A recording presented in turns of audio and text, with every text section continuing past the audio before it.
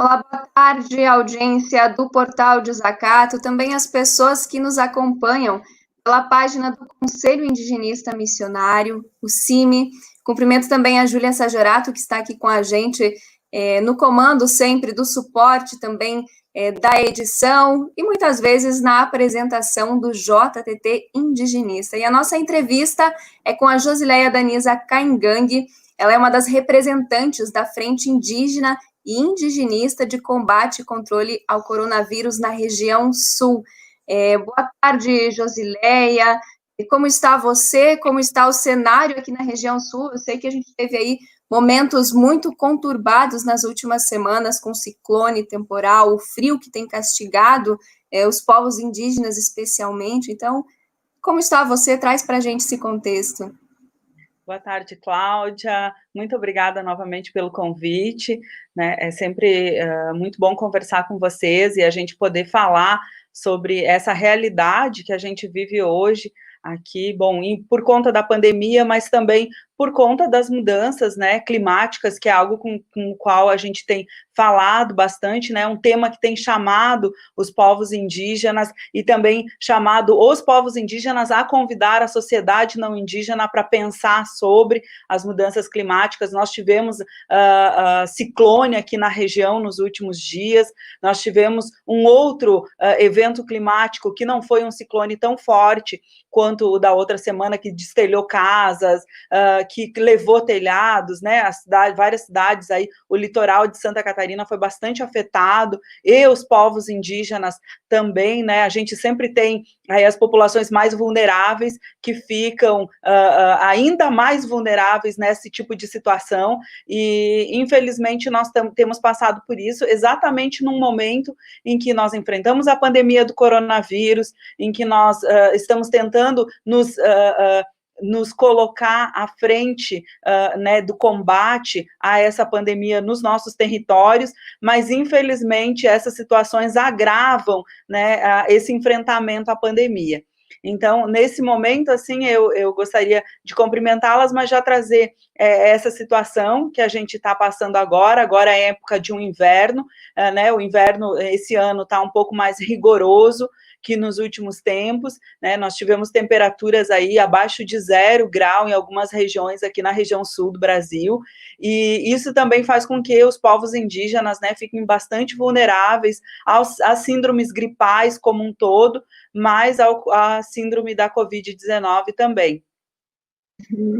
Inclusive, Josileia, a gente queria trazer presente alguns temas na outra semana, não conseguimos em razão dessa falta também da internet, e hoje eu gostaria então que você comentasse um pouquinho a respeito sobre o lançamento desse plano de enfrentamento aí à Covid-19 da APIB, foi feito internacionalmente, inclusive, esse lançamento, né, e também sobre o lançamento do Brasil dentro da Frente Parlamentar Mista pelos Direitos dos Povos Indígenas. Então, quais são as informações que você tem a respeito desses temas?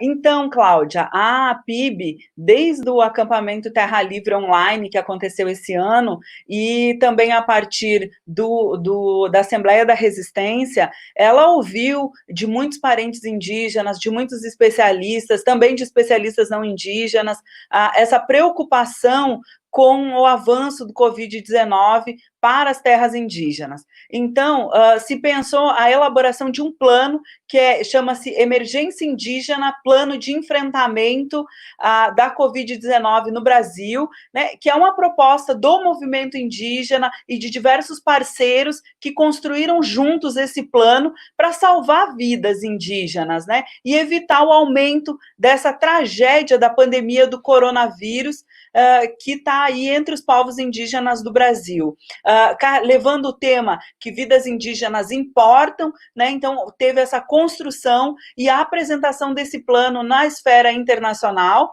né? Então nós tivemos aí a apresentação no dia 29 de junho aos parceiros internacionais, aos governos, aos estados, né, de outros países, também porque nós vivemos nesse momento uma tragédia humanitária sem precedentes. Eu acho que é importante a gente reforçar reforçar essa ideia de que a gente nunca viveu o que vivemos hoje e é necessário que nesse momento a gente possa nos unir, mas a gente possa agir também.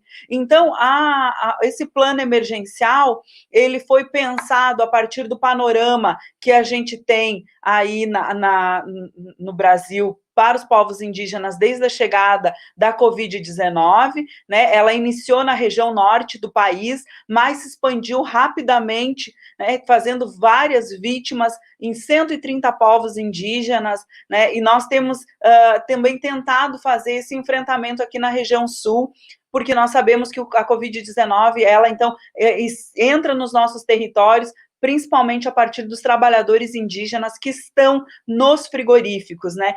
Foi a principal via de introdução do vírus nas nossas aldeias aqui no sul do Brasil, assim como foi também no Mato Grosso do Sul, né?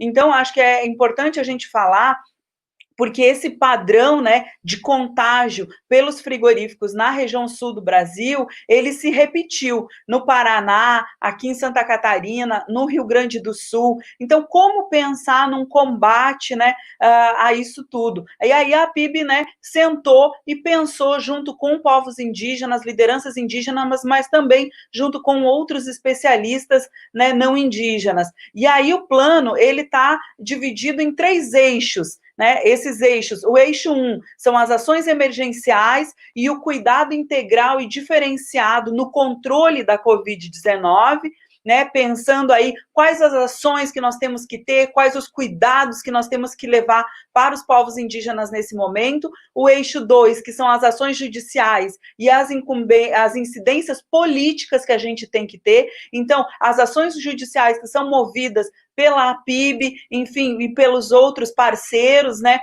Como que a gente precisa, assim, se organizar para fazer essas ações judiciais, mas também as incidências políticas, né? Porque a gente sabe que, infelizmente, o movimento indígena não tem condições de dar conta de abarcar todas as demandas que têm vindo dos territórios em função da Covid-19.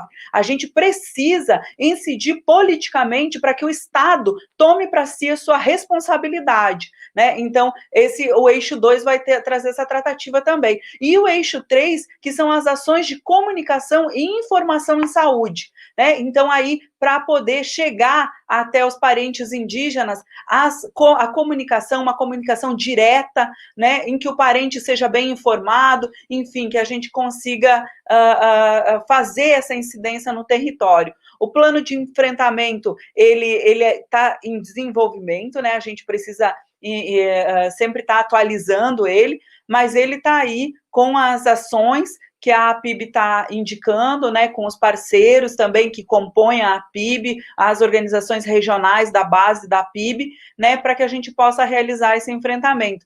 Sempre lembrando que a PIB é composta pela APOIME, a Arpim Sudeste, a Arpim Sul, a COIAB, a Tiguaçu, a Comissão Ivirupá e o Conselho do Povo Terena, né? Então, são essas instituições aí que pensaram junto a composição desse plano de enfrentamento. Certo, Josileia, você falava aí sobre os 130 povos que estão sendo diretamente afetados com a questão da Covid-19 e também desse governo genocida, que é representado também pelo Bolsonaro. E eu vou pedir para a Júlia Sagerato, então, mostrar justamente a partir desse dado que você traz aí. A gente tem aqui o site, o emergenciaindígena.apib.info, né, que tem os dados a respeito desse panorama geral dos povos indígenas vítimas do novo coronavírus. Temos aqui 14.793 casos confirmados, são 501 mortes, né, por Covid-19 e os 130 povos, então, atingidos. Eu acho que esse é um meio bem importante também de localização dessas informações, né, Josileia? Eu gostaria que você comentasse um pouco, porque ali constam os mapas também, então, para a gente ficar por dentro dessas informações, acho que é importante. E também, Josileia, gostaria que você ressaltasse um pouco sobre a questão da região sul, que nos últimos dias aí nós tivemos muitas perdas, a gente acabou, via desacato, compartilhando várias notas de pesar também, que vocês acabaram enviando para a gente. Muitos anciãos estão morrendo, então é uma parte da história que se vai também com esses povos indígenas. Comenta para a gente um pouquinho desse contexto. Claro. Então, Cláudia, infelizmente nós temos acompanhado aí uma evolução, né, da Covid-19 nos nossos territórios.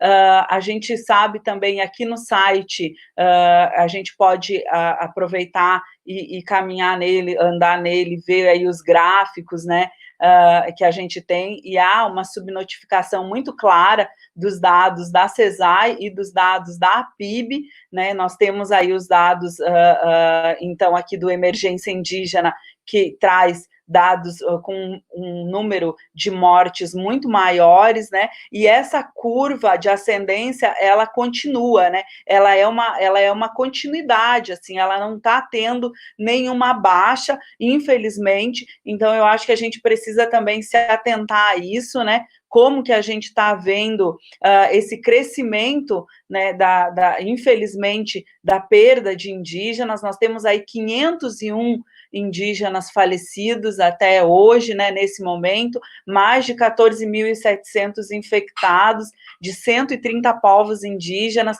Então, o quanto isso é grave, né, o quanto a gente vê que a gente precisa realmente estar melhor apoiado nesse momento, né, e esse apoio que, infelizmente, como você disse, com esse governo a gente não tem tido, né? A gente vê aí várias falas do próprio secretário da CESAI, do secretário Robson, a respeito da pandemia do coronavírus e falando sobre as propostas que eles e os projetos que eles estão encaminhando, que está em andamento, mas que infelizmente não tem tido um resultado nas comunidades indígenas. Então, isso é muito grave. Aqui na região sul, nós temos um número de 4 falecimentos, 4 óbitos em Santa Catarina e 4 no Rio Grande do Sul, né, sendo que nessa semana passada nós perdemos um ancião indígena do Rio Grande do Sul, que era um grande sábio, né, e que carregava aí toda uma memória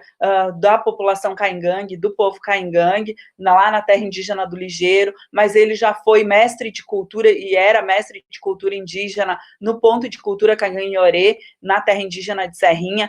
Perdemos o cacique da terra indígena Serrinha para a Covid-19.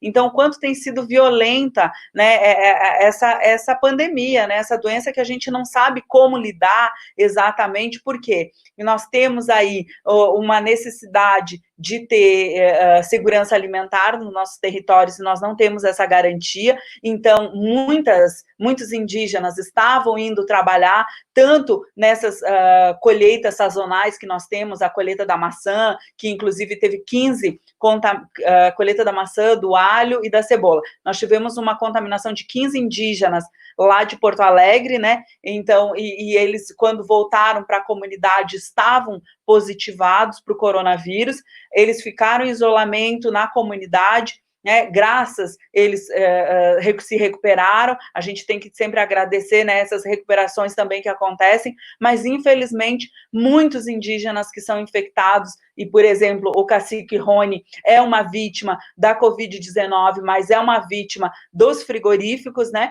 porque a terra indígena Serrinha testou positivo para trabalhadores dos frigoríficos, e ele estava na linha de frente, né, uma liderança indígena, um cacique que estava sempre atuando, acompanhando, né, os trabalhadores indígenas também que tinham sido demitidos, né, que foram demitidos em massa pela agroindústria e tiveram que readmiti-los em função de uma medida do Ministério Público do Trabalho.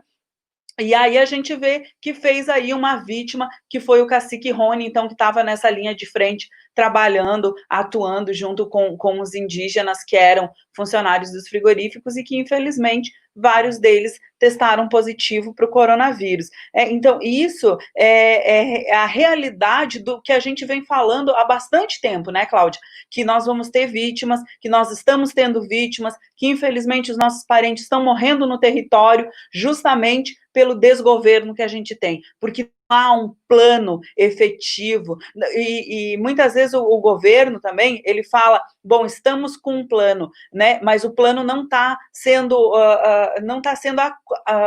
efetivado nas comunidades, né? Eu não consigo nem pensar que a CESAI, infelizmente, nesse momento de hoje, é impensável isso, mas ela é uma Secretaria Especial de Saúde Indígena e ela não está tendo um planejamento sério, um planejamento que possa realmente atender os territórios. Então, isso me deixa muito impressionada, porque nós temos aí vários profissionais trabalhando dentro dessa secretaria, uma secretaria de governo do Ministério da Saúde, e, infelizmente, eles não conseguem se atentar às especificidades dos povos indígenas. Então, isso realmente é algo muito grave, né, e que o governo Bolsonaro precisa sim ser, ele precisa sim ser responsabilizado pelas vidas dos parentes indígenas que, infelizmente, estão morrendo nos territórios.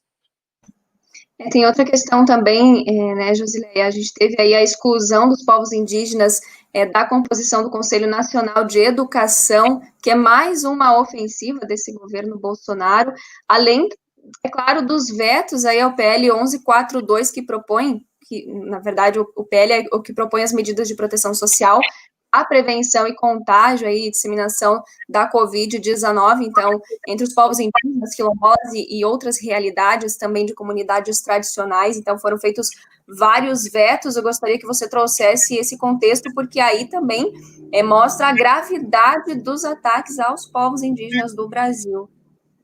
Então, é muito triste, né, Cláudia, que a gente, nesse momento, enfrente mais isso, né? Então, é sempre um plus. Nós, povos indígenas, a gente sempre tem as nossas lutas aí, e a gente faz as nossas lutas. A pandemia do coronavírus veio, assim, para reforçar ainda mais toda essa violência que a gente já vive, e há um aproveitamento desse momento que a gente está vivendo também para retirar os povos indígenas dos conselhos, como aconteceu aí no caso do Conselho Nacional de Educação, né, em que nós tínhamos aí o professor Gerson Baniwa fazendo parte desse conselho, e que, infelizmente, a gente viu como o governo ele é tão perverso, né? Eu não consigo pensar outras palavras, infelizmente, menos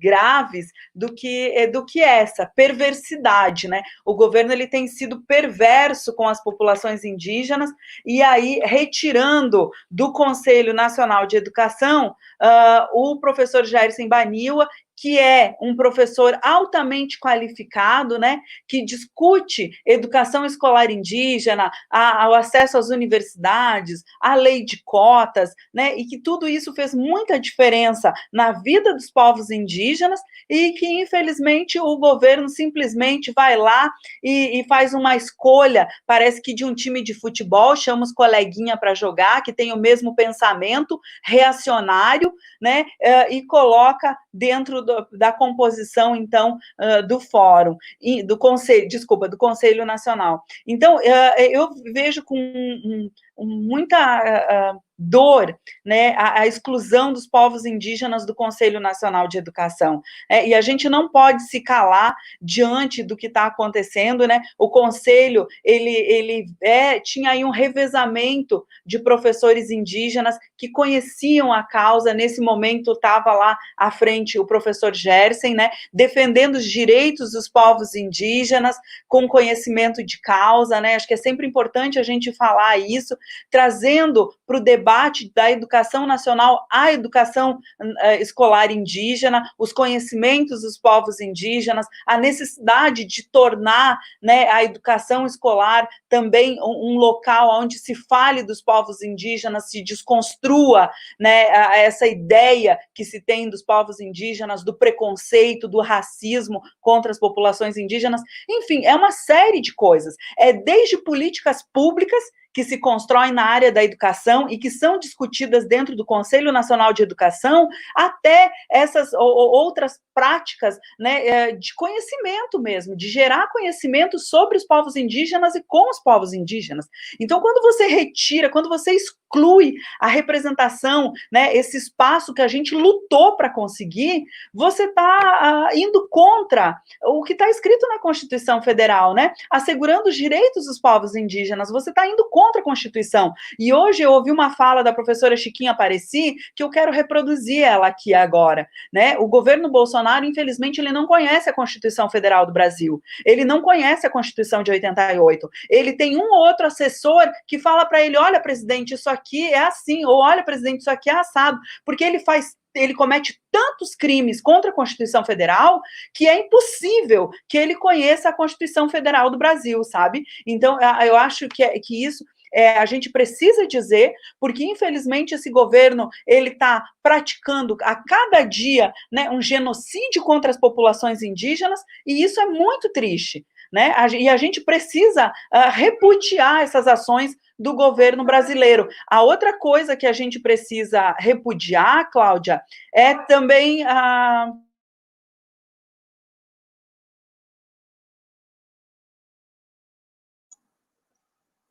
Aguardando um pouquinho, a Josileia caiu aqui, eu acho que foi o sinal da internet, voltou.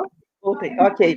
Então, Cláudia, é uma coisa assim muito séria que a gente precisa realmente estar atento, né, a esses disparates que o governo comete, né, porque é um ataque direto contra os povos indígenas, né, e o governo Bolsonaro, ele não tem esse direito. Eu acho que nem como presidente da República, embora ele possa indicar os conselheiros, ele não tem o direito de retirar algo pelo qual a gente lutou durante muito tempo e nós fazemos toda a diferença dentro do Conselho Nacional de Educação, né? Então, eu acredito que nós temos aí várias cartas circulando já de apoio, né, à volta, ao retorno, né, do professor Gerson Baniwa ao Conselho, e eu acredito que a gente vai ter aí vamos reverter nessa situação que a gente está vivendo agora, nesse momento, né? Eu acho que enquanto nós, a população brasileira, não lutar realmente pela democracia do nosso país e pela possibilidade de vozes, né, a gente, infelizmente, vai estar sempre sofrendo esse tipo de ataque. E aí, a outra questão que eu acho muito importante que a gente tem que passar, embora muito rapidamente, assim, acho que tem muitas coisas para a gente falar, mas isso é muito importante a gente dizer, foram os vetos do presidente da República para o projeto de lei, né, apresentado pela deputada Rosa Neide, que passou na Câmara Federal, né, depois passou no Senado, teve aprovação no Senado, e infelizmente, quando chegou à mesa do presidente, ele veta aí fez aí vários vetos que reafirmam, né, toda essa situação de preconceito que a gente tem desse governo, desse desgoverno, né, e que, infelizmente, esses vetos têm relação com água potável, né, então é a não garantia da água potável, é a não garantia de leitos de UTI, de produto de higiene, da distribuição de alimentos nesse momento da pandemia, que esse projeto de lei não era só para povos indígenas, mas era de medidas urgentes, né? Essas medidas urgentes para combater e controlar o coronavírus para os povos indígenas, quilombolas e populações tradicionais, em que, infelizmente, nós vemos aí negado esses direitos fundamentais, né? Para que a gente possa enfrentar a pandemia nesse momento. Então, volta agora esse projeto de lei para o Senado e a gente vai aguardar que o Senado Federal vete os vetos do presidente da República. É uma coisa, assim, extraordinária, eu fico olhando com perplexidade, né, como que o governo federal, o presidente da República, que recebe aí essa PL com aprovação na Câmara, com aprovação no Senado, sem nenhum veto, e ele chega lá e veta vários pontos essenciais, medidas essenciais que continham nesse projeto de lei tão importante para as populações indígenas, para os quilombolas e para os povos tradicionais. Então, vamos aguardar agora que esses vetos pelo Senado Federal aconteçam, né, aos vetos do presidente, e que realmente a gente possa ter aí algumas garantias nesse momento. Às vezes a gente para e pensa que é uma grande brincadeira isso tudo que está acontecendo a nível de governo, mas a gente também sabe que não, é uma ofensiva, é um projeto de morte que esse governo defende, né? E por isso tanta tragédia também para o lado das comunidades indígenas, quilombolas, né? Outras tradicionais, enfim, o povo brasileiro também como um todo. Josileia, eu vou te agradecendo mais uma vez pela tua participação aqui no Portal Desacato, e nos próximos dias a gente pode aí estar atualizando essas informações contigo novamente, ao vivo aqui com a gente, pode ser? Claro, obrigada, Cláudia. Até então, vamos nos falando. Muito obrigada. É sempre importante, né, a gente trazer essa realidade dos povos indígenas e as ações que estão acontecendo. Agradeço mais uma vez essa oportunidade do Portal Desacato e essa oportunidade de conversar com vocês. Certo, um beijo grande, cuide-se muito aí na medida do possível, é claro, e informar também para a nossa audiência que a Júlia Sajorato também estará trazendo nesta semana uma entrevista diretamente também do oeste do Paraná, mostrando a situação dos povos indígenas dessa região. Então, sempre aqui com a gente, ao vivo ou com entrevistas gravadas, quando não é possível fazer ao vivo, infelizmente, por essas questões da internet, mas a gente está sempre aqui com o JTT Indigenista, transmitindo diretamente no portal Desacato e também na página do Conselho Indigenista Missionário, o CIMI. Agradeço, então, a nossa audiência que ficou com a gente até agora e a gente volta muito em breve. Um beijo.